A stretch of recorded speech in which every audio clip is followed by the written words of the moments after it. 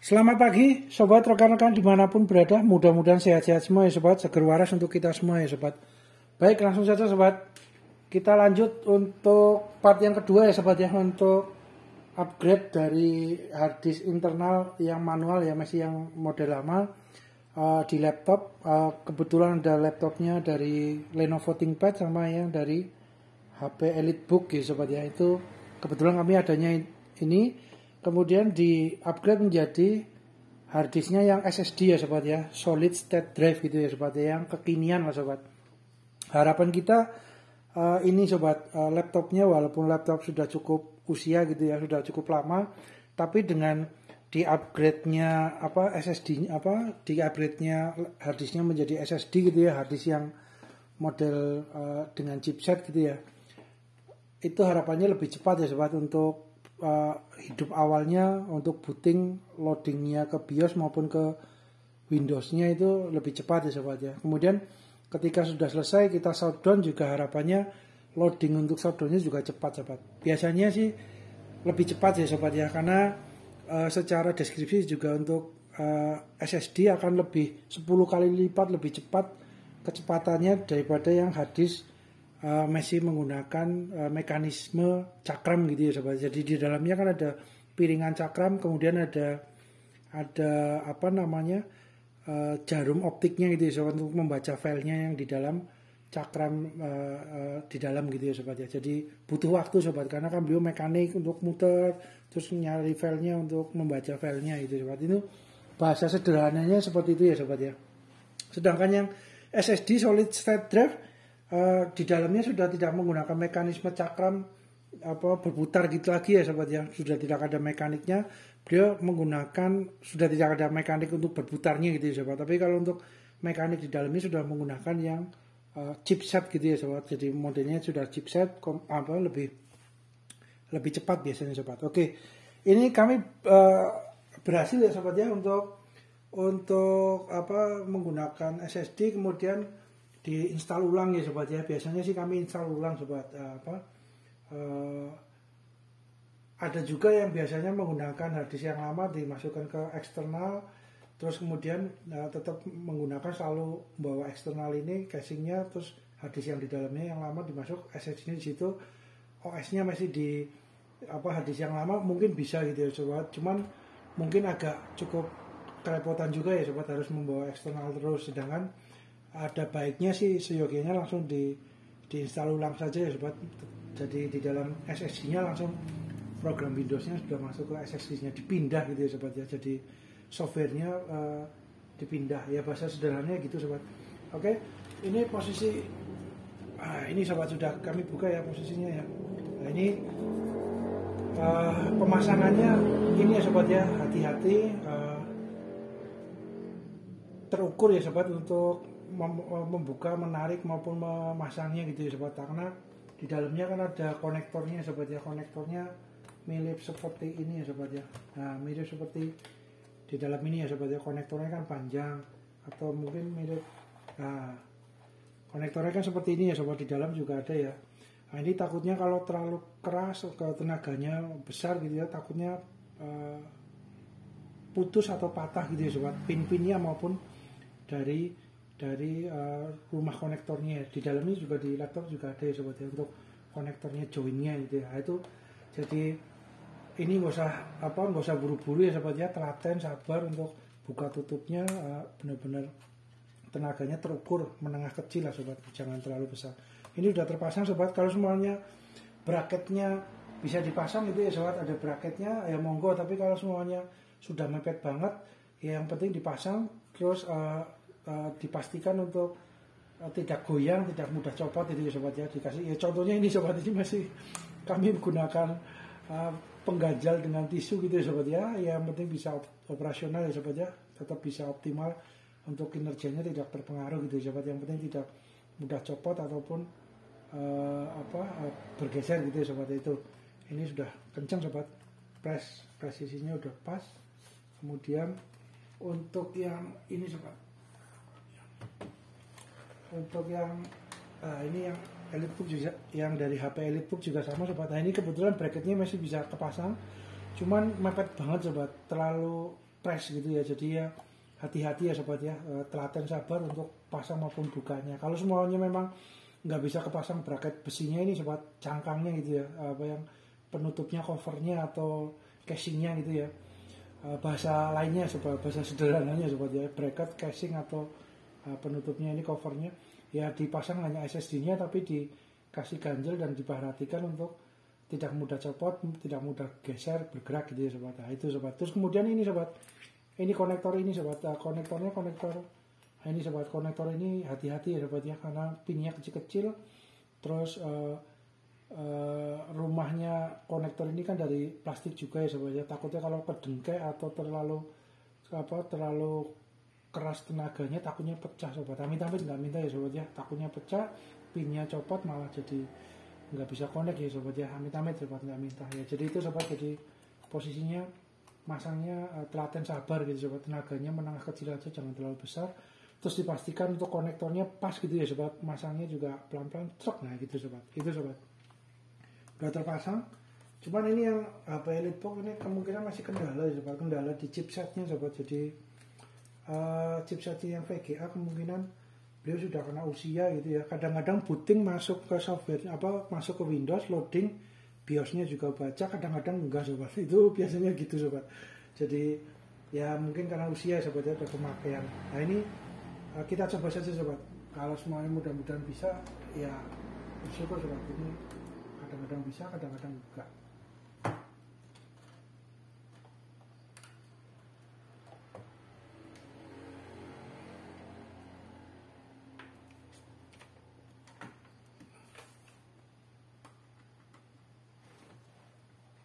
Kita colok ke sumber powernya sobat ya, ke listriknya ya, kabel powernya ya.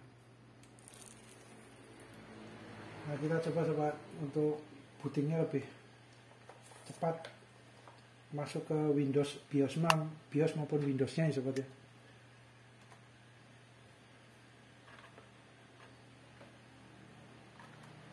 Maupun soldonya juga nanti sobat.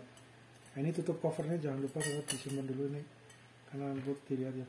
Nah ini sobat, muternya 1, 2, sudah langsung masuk sobat, 2, sudah langsung masuk ke BIOSnya, Windowsnya ya sobat ya. Nah cepat sobat, hanya beberapa detik ya. Kalau biasanya menggunakan yang masih manual, masih harddisk yang lama itu ya, yang masih menggunakan mekanisme piringan cakram berputar dengan jarum optiknya untuk membaca file program di dalamnya, itu agak lama sobat, putar itu butuh waktu untuk masuk ke Windowsnya ya gitu ya, ke BIOSnya sobat. Oke sobat, mantap, lancar.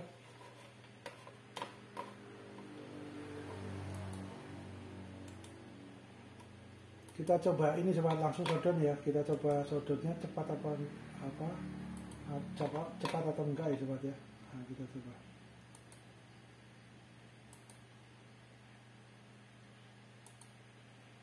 Satu putaran, 2, 3, nah langsung mati sobat. 2-3 putaran sebentar aja, berapa detik, berarti 2 detik atau 3 detik udah langsung shutdown sobat. Berhasil ya sobat ya, bersyukur untuk bisa mantap untuk migrasi dari harddisk biasa lama menjadi SSD, kemudian install ulang. Nah yang ini sobat, nah ini beliau membaca terus sobat, jadi masih ada kendala di chipset VGA-nya sobat. Chipset VGA-nya beliau nggak mau booting ke ini chipsetnya ini sobat. Jadi kebetulan mekanik teknisi senior itu belum punya ini sobat, mesin untuk memasang chipset sobat, karena chipsetnya ini kebetulan menggunakan chipset prosesor maupun VGA. Kan ada juga yang sudah modelnya di motherboard itu, di PCB yang motherboardnya itu copotan, tinggal konektor masuk terus dijepit dengan pengunci gitu ya sobat, tinggal gampang gitu ya. Tapi kalau yang ini kebetulan tersolder gitu ya sobat, terpatri solder di motherboard ya sobat, jadi bukan konektor plug and play gitu, bisa dicopot bisa dipasang lagi, tapi ini menggunakan solder sobat. Nah, soldernya karena beliau chipsetnya model kakinya banyak ya sobat ya, kalau menggunakan solder uap yang manual itu sobat agak kesulitan ya sobat ya, karena kakinya kecil-kecil, konektornya kecil-kecil dan banyak. Beda dengan komponen-komponen yang lain yang mungkin transistor atau chipset yang kecil yang kakinya cuma 2 atau 4 atau 6, itu mungkin dengan solder uap pasang dan gantinya itu replace komponennya itu lebih mudah sobat. Tapi kalau untuk yang chipset dan VGA dan prosesor kan kaki konektor pinnya banyak sobat, jadi agak kesulitan sobat. Nah, ini kebetulan kami dapat sebenarnya untuk spare partnya, maaf sobat, spare partnya itu dapat dari yang Intel BG82 HM 55 kalau nggak keliru itu sobat. Ini kebetulan chipsetnya itu kecil sobat. Nah ini kita hati-hati ya sobat ya, karena ini posisinya kecil, terus konektor di bawahnya jangan sampai pin-pinnya jangan sampai tersentuh oleh tangan gitu ya sobat, karena takutnya lembab, korosi sobat, karena kan tangan kita mengandung keringat gitu ya sobat ya. Nah ini kalaupun nanti semuanya tersenggol dan pin-pinnya itu kan kecil-kecil sobat, takutnya kalau kita terlalu kuat atau megangnya sembarangan gitu ya, amit-amit ya sobat, nggak minta pinnya ini sobat tertekuk atau copot atau putus gitu ya sobat. Jadi amit-amit ini memang ekstra harus penuh perhatian sobat, karena konektornya kecil-kecil ya. Ini kalau sobat rekan-rekan lihat, nah ini biasanya menggunakan mesin khusus untuk mempermudah ya sobat ya. Alat bantunya adalah mesin BGA Reworkstation kalau nggak keliru itu sobat. Jadi itu menggunakan mesin model itu untuk pemasangan chipset yang kaki pinnya banyak seperti ini dan dipasang di motherboard sobat untuk optimal hasilnya. Tapi kalau menggunakan solder uap yang manual gitu ya sobat, di blower gitu ya, kemungkinan agak kesulitan ya sobat ya. Mungkin bisa, tapi takutnya probabilitas untuk berhasilnya kecil gitu ya sobat, karena memang pinnya banyak dan kecil-kecil sobat ya. Itu sobat, kalau semuanya punya mesin yang BGA Reworkstation itu akan lebih mudah ya sobat ya. Memang spesialisasi untuk pemasangan chipset yang seperti ini. Nah ini sobat, seumpama tersentuh gitu ya sobat ya, kita ini sobat bersihkan dengan kontak cleaner yang khusus untuk elektronika ya sobat ya. Kalau semuanya tersentuh dengan tangan, supaya nggak korosi gitu ya sobat, supaya ini gitu ya, nggak korosi sobat.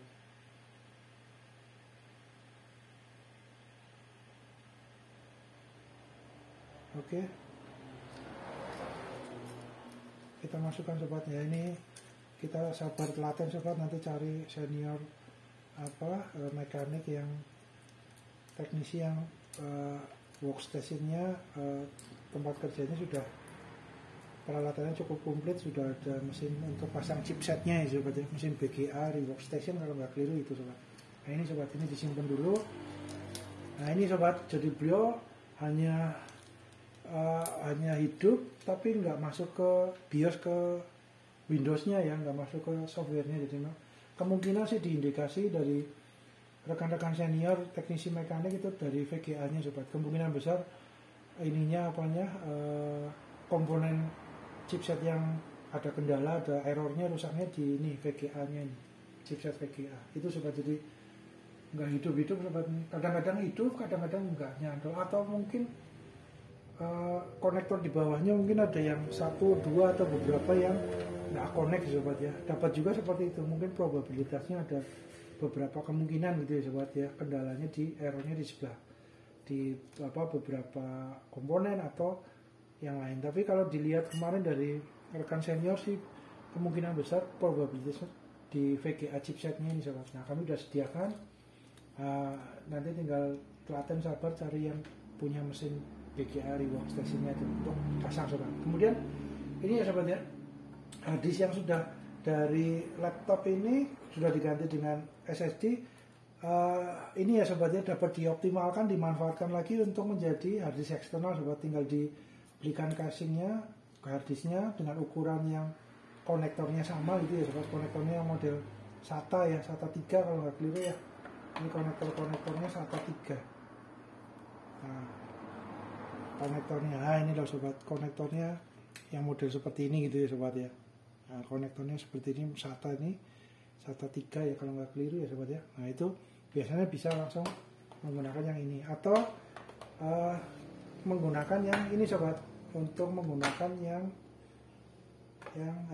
KD ya sobat ya. KD ini jadi posisinya nanti dimasukkan di dalam DVD RW di slotnya DVD gitu ya sobat ya.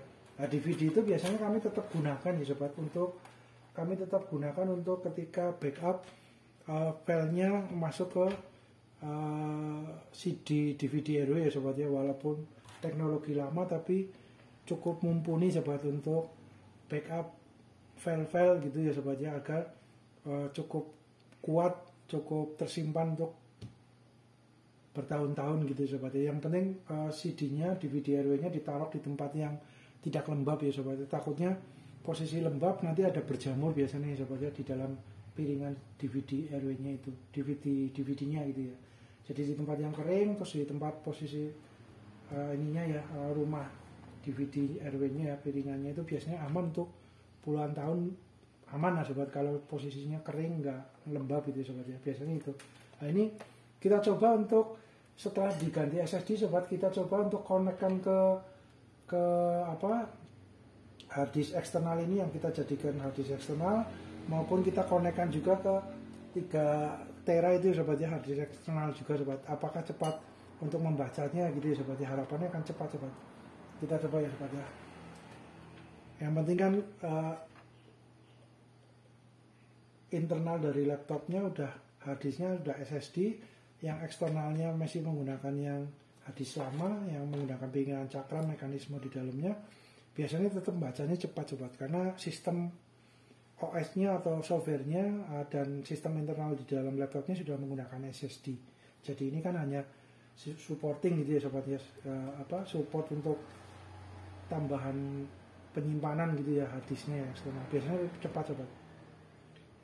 Kalau masih menggunakan laptop di dalamnya menggunakan hard disk yang masih menggunakan yang lama yang bukan SSD, beliau berputar membaca lama untuk programnya. Ketika ditambah juga dengan hard disk eksternal yang model masih hard disk lama juga, biasanya akan butuh waktu yang cukup, memakan waktu cukup lama ya sobat ya, beberapa saat lah, lama banget ya enggak, cuman cukup lama lah, cukup panjang untuk waktunya untuk membaca gitu ya sobat ya. Apalagi kalau hard disknya yang eksternal di dalamnya filenya udah banyak, full gitu ya sobat ya, udah full, biasanya akan tambah lama lagi sobat untuk membacanya. Nah ini kita coba dengan yang ini ya sobat ya, Explorer, kita coba langsung sobat. Ini hard disk lama kita maksimalkan, optimalkan menjadi eksternal, tinggal dibelikan casing yang untuk sebagai pembaca hard disk eksternalnya. Kita coba ya sobat ya.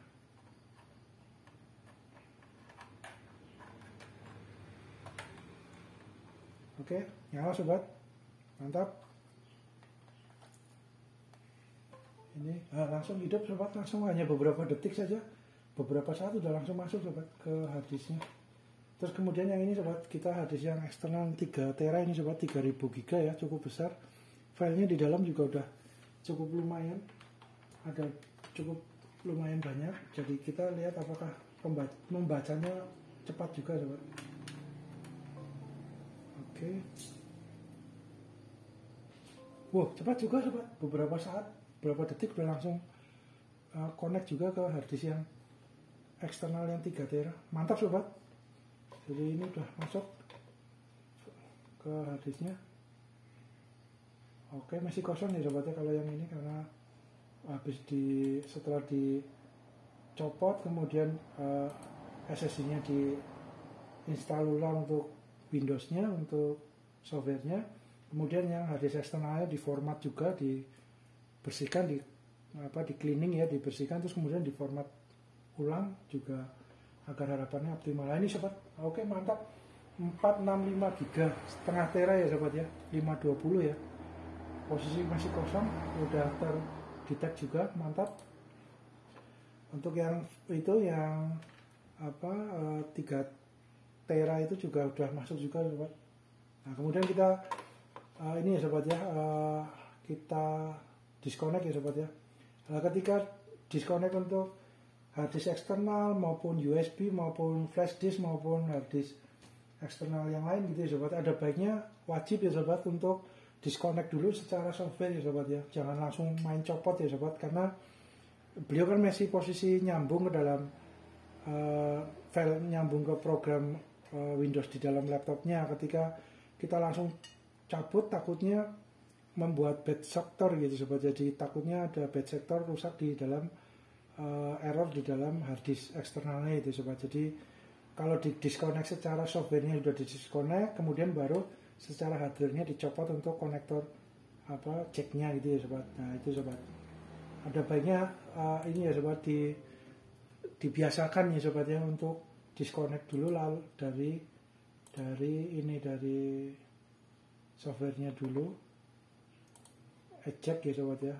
Nah ini lewat ke sini, kemudian ini, nah ini eject, oke. Baru setelah beliau mati, ini baru sudah aman, ini save to remove hardware, baru kita cabut ya sobat ya. Dibiasakan ya sobat, karena terkadang ya ada yang langsung main copot gitu, cabut ya, monggo disesuaikan kebutuhan sobat rekan-rekan, tapi biasanya akan ini buat jadi error bad sector di hard disk eksternalnya atau flash disk gitu ya, atau ya flash disk USB yang sering langsung copot, biasanya akan ya istilahnya filenya masih terbaca, masih belum ditutup gitu ya sobat ya, secara bahasa sederhananya, tapi langsung dicopot, biasanya bikin rusak menjadi bad sector. Amit-amit nggak minta sobat, aman sobat. Ini jadi cepat juga ya sobat ya untuk ininya. Nah, kita shutdown sobat. Oke, mantap.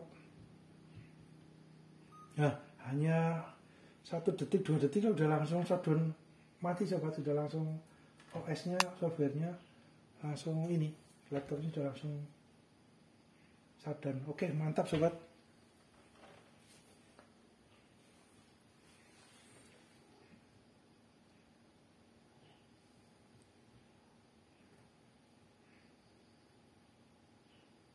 Oke, kita lanjut ya sobat ya. Mudah-mudahan bermanfaat ya sobat ya. Terima kasih.